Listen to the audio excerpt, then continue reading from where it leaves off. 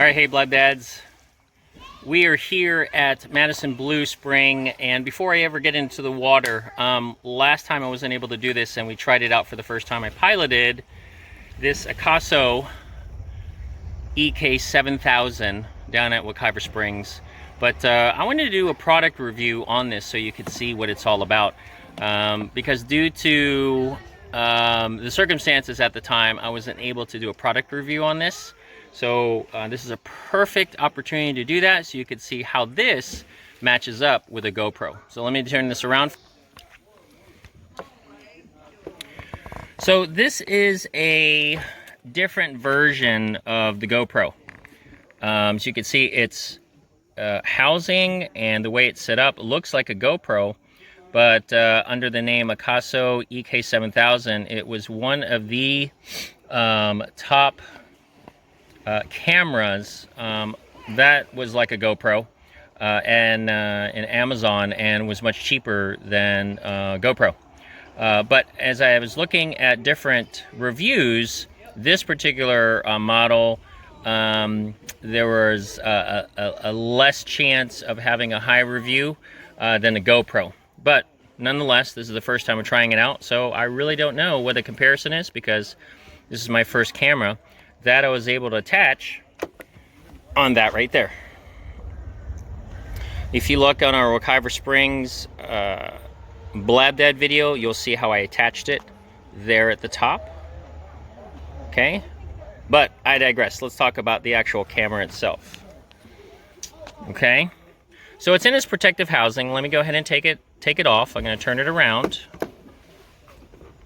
and I'm going to pull this piece out right here, which protects its housing, and then you pull it open, and there you go. That's the waterproof case that came with the Akaso. Okay, so let's go ahead and pop that out. Now, as you can see, the power button's in the front, and this is where you take the pictures with the red button. The gray button is where you can toggle on a menu that goes up and down. On the other side over here, there's different ports to download videos, and then it has an SD card where you could have storage for your photos or for your video itself. They claim that it is 4K and Ultra HD, which it is. When you go underwater, it is pretty clear. They've got a nice wide lens over here. As you can see, this little white hole right over here shows up as red once you turn it on. So it is like a GoPro. Now, as you turn it on the other side, you can see a nice screen. Sorry about that. Let me wipe it off. And then what we're going to do is we're going to turn it on so we can see what the screen is all about. So let me turn it on in the front right over here. Again, I'm only doing this one-handed, so let's see how it works. I put the battery in, which goes in right here. Okay, so I got to hold it down. We should see a red light turn on, hopefully. Did it turn on? Not yet. Again, this is only my second time using it here, so hopefully it charged. And there it is. You can see I am looking at the screen right behind it. So as I tap the screen, you can see there's different types of things. It is on 180p, which is the typical video speed that you can upload onto YouTube. There's the green part, which is the battery. And let me press this button up here. This is for, right now it is on video mode, because you can see the timer.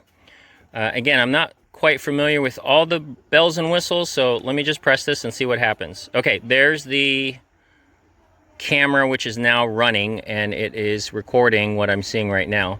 So let me stop it again. Okay, I just stopped it. This shows that it's recording, or that the power button's on. And let's see if I can remove these buttons to see if it toggles between photos and video. And I believe it does. Oh, you can see here. So this forward button is for video, and the pictures, meaning like a Polaroid, is at the bottom. So if I toggle that going down, yep, there we go. So now it's on pictures. Let me take a power that. No file. All right, like I said, I'm trying to figure this out, so let me see how I get to that again. So I apologize, just doing this for the first time. This is like anybody else. They're just trying it out and see how this works. So let me turn this around. Maybe it turns it. Maybe I press the button again. Let's try it. No, that moves it up and down. Okay. So how do you make it into the camera? Let's try it one more time. No file. Okay, how do you take the picture?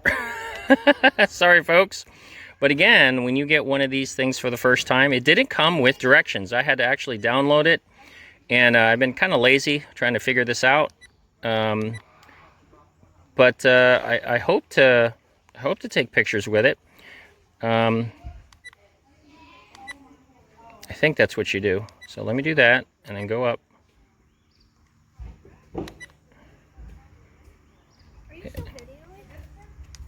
Okay, that's the video. All right, we're trying to switch it.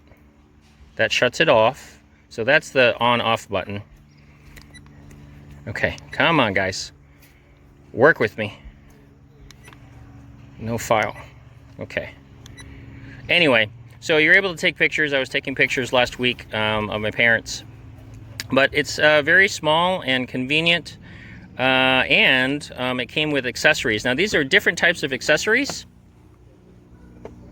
Oh, let me show you. So this is the waterproof housing that came with the Akaso, and it just fits right in there. Okay, here's the buttons that go up and down. There's another button that pushes from the top, and then from the front of the camera that turns it on and off. And again, like I said, the housing, it fits right in there. Now, I will tell you that all the things that I'm going to show you here actually came in a nice sized box. So this is actually a Walmart purchase. It's called ONN, O-N-N, ONN, O-N-N. And they've got these type of products that I believe are more towards the Walmart price point, but it came with a ton of stuff. This thing was only 20 bucks. Okay, do I know what all these things do? No, I don't. But I can guess. So this suction cup probably goes on top of your console in your car, and then you put your Akaso on there so it films the road. And then there's all types of different things that go on top of maybe your bike or other places. Again, I'm just pulling these pieces out. They also did not have a